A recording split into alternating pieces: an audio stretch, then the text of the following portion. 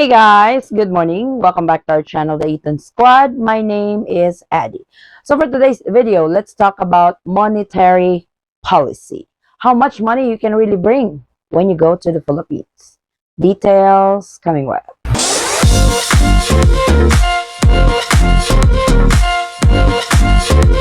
So I got quite a bit of inquiry on this question. So it's about due time to make a video.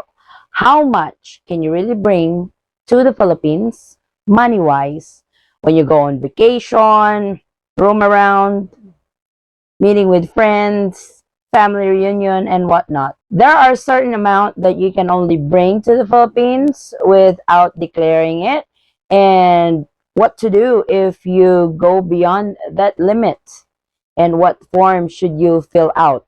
What's the bank's take on this, and what is the Bureau of Customs take on this? Let's talk about that on this video. What I found out when it comes to the bank's policy, this is the Bangko Sentral ng Pilipinas, the limit should be $10,000 per person. Because I get asked, hey Addie, how much do I really bring to the Philippines, or how much is allowed to bring to the Philippines? Is it per person or is it per family? So I did a little bit of research with the Bank of the Philippines. They allow $10,000 per person. And this does not coincide with the Bureau of Customs, because with the Bureau of Customs policy at the airport, it should be $10,000 per person or per family. If you are traveling alone, that's one thing. But if you are traveling with your family, it should be a family thing. I guess on the bank's side's policy, this is when you're transferring money, because I've experienced that before. When I'm transferring large amount of money, they would ask for an identification card or reasons, or where did this money came from, and all that good questions, making sure that the money is legit and you don't charge with money laundering, because this is what it's all about, money laundering with the Bureau of Customs at the airport. When you hand carry $10,000, for example, you're coming from the US, because it will be converted, it should sum up to $10,000 regardless of the currency. If you are bringing yen, you are bringing pound, it will be converted to dollars, and it should be $10,000. Please correct me if I'm wrong, but that is the currency that I am seeing on the Bureau of Customs website, as well as the Bureau of Customs form when you fill it out. So the Bureau of Customs form, if you are traveling alone, then you can bring $10,000. If you are traveling with your family, this is per family. If you guys have been traveling in and out of the Philippines for several times or frequently, the Bureau of Customs form, this is filled out with one family member, and this is for the whole family's declaration. Now, if you are bringing $10,000, you will have to declare this. Some customs officer would just let it slide, don't ask anything about it, and stuff like that. But there are some that would ask, where's the money coming from? What are you going to do with the money? What's the reason for bringing this large amount of money to the Philippines? Be prepared for these questions, and be prepared for a certain document or documentations that you can show them proof that the money you are bringing in into the Philippines is legal. As I mentioned earlier, this is all about money laundering. That you are not laundering money to the Philippines. They're just making sure your money is legit. Your money has the right documentation that it could come in into the Philippines. Like I said, some don't ask anything, but there are those officers that would ask, and that's the one that you are going to be prepared when you go through the Bureau of Customs process at the Manila airport, even Cebu, even Clark, even Davao. You have to declare it. Same process, same Bureau of customs process. Now, how to avoid this? If you don't want to be hassled, you don't want to be asked questions and everything, you have other options. Before you fly to the Philippines, just bring enough money for your expenses, like for taxi cab, Grab, for your hotel payment and everything. Then send the rest of the money via remittance. You can use Western Union. You can use Remitly.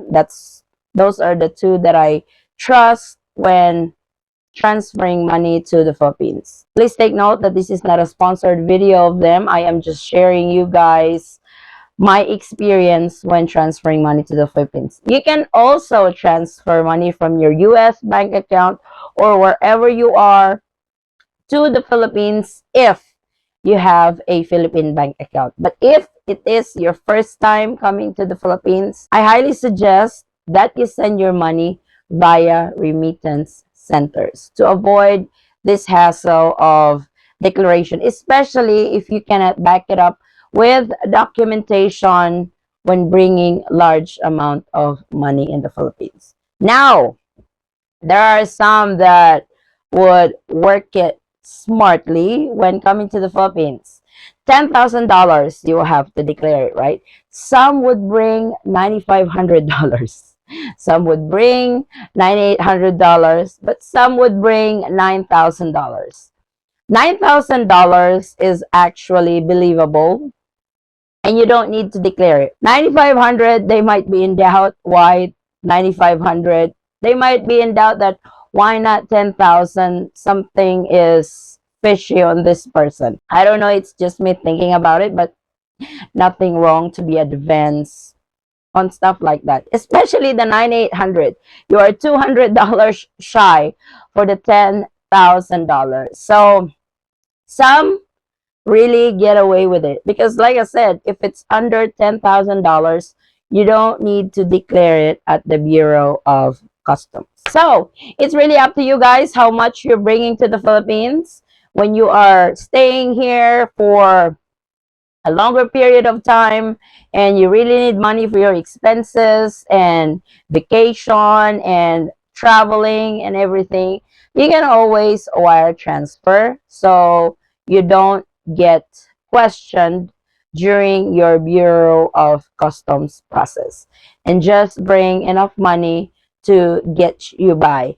Some travelers would use their debit card, some would use their credit card, and just pay whatever amount you spend on your credit card with your money in the bank. So be wise, be smart. If you don't want the hassle, if you don't want the questioning, you just want to go through, be done with it, sending it through remittance or bank to bank transfer is the route to go. But if you don't want to go through that process, or if you don't want to go through that option, you can bring the money with you. But like I said, bringing large amount of money requires certain documentation and you must be prepared for it.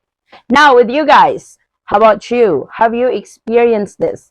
Have you brought this large amount of money to the Philippines? And please, if you have some experience, good or bad, we'll take it. That way we can give our community a heads up because you'll never know. Some of our subscribers or followers are just waiting for the same experience because they really want to bring money to the Philippines more than the limit so they can treat their family. They need to buy some property in the Philippines. They want to buy a vehicle when they get to the Philippines for their family. So if you have experience on this, please share. You can comment in this video and I really appreciate it. And I also want to add, if you guys are opting to use the remittance center, be very careful also, because if you are using this particular remittance center, especially for the first time, they might flag your transfer. So be very careful. Think about it on which route you want to go through. I know I just suggested it, but I have been doing it for a long time. Western Union doesn't flag me anymore if I send a large amount of money. Remitly doesn't flag me anymore if I send a large amount of money. To our viewers, if you can suggest a remittance service that you can send a large amount of money to the Philippines without being flagged, please share with our community, because I am just sharing my experience and I am telling you guys what are the limits.